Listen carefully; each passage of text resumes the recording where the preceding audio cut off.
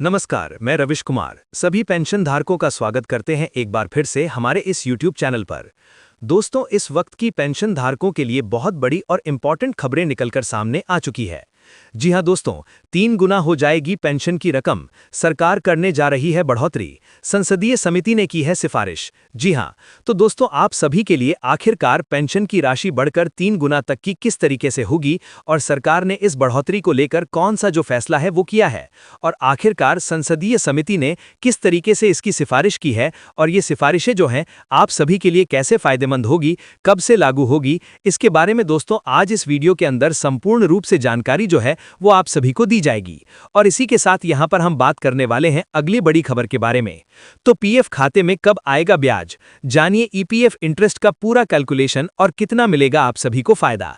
जी हां, तो दोस्तों देश के करोड़ों नौकरी पेशा लोगों के लिए पीएफ उनकी सबसे बड़ी बचत में से एक होती है।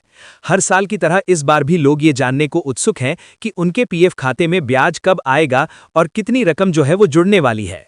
ईपीएफओ के सेंट्रल बोर्ड ऑफ ट्रस्टी ने वित्तीय वर्ष 2024 के लिए 8.25% ब्याज दर जो है वो तय आप सभी के लिए कर दी है।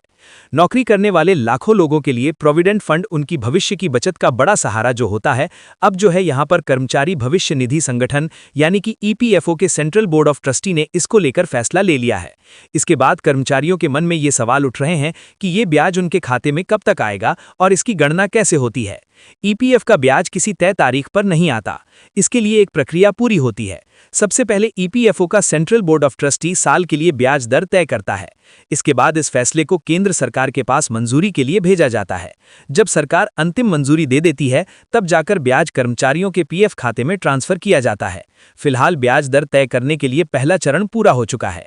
पिछले वर्षों के एक्सपीरियंस के आधार पर देखा जाए तो अंतिम मंजूरी मिलने और ब्याज क्रेडिट होने में 2 से 3 महीने का समय लग सकता है। कई बार ये प्रक्रिया जुलाई या फिर अगस्त तक भी चलती रहती है और सभी के खाते में ब्याज जो है वो एक साथ भी ट्रांसफर नहीं किया जाता।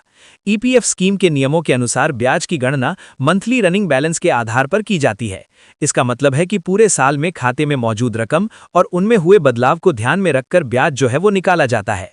अगर पिछले वित्तीय वर्ष के अंत में आपके खाते में जो बैलेंस था उस पर पूरे 12 महीने का ब्याज मिलता है, लेकिन अगर आपने बीच में कुछ पैसा निकाला है तो उस राशि को यहाँ पर जो है घटाकर ब्याज की गणना की जाएगी। अगर आपने साल के दौरान पीएफ खाते से पैसा निकाला है तो उस रकम पर ब्याज केवल निकासी के पहले वाले महीनों तक ही मिलता है। अगर साल के दौरान आपके खाते में नई रकम जमा होती है तो उस पर ब्याज जमा होने की अगली तारीख की पहली से लगाकर 31 मार्च तक दिया जाता है और वहीं साल के अंत में कुल ब्याज की राशि को नजदीकी पूरे रुपए में राउंड ऑफ कर दिया जाता है।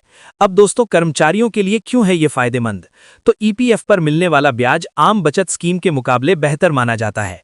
यही वजह है कि ये नौकरी पेशा लोगों के लिए लंबी अवधि की सुरक्षा बचत का एक महत्वपूर्ण साधन जो है वो बन सकता है। यानी कि ईपीएफओ के ब्याज को लेकर आप सभी के लिए हाल फिलहाल में शानदार अपडेट निकलकर सामने आ चुका। धन्यवाद।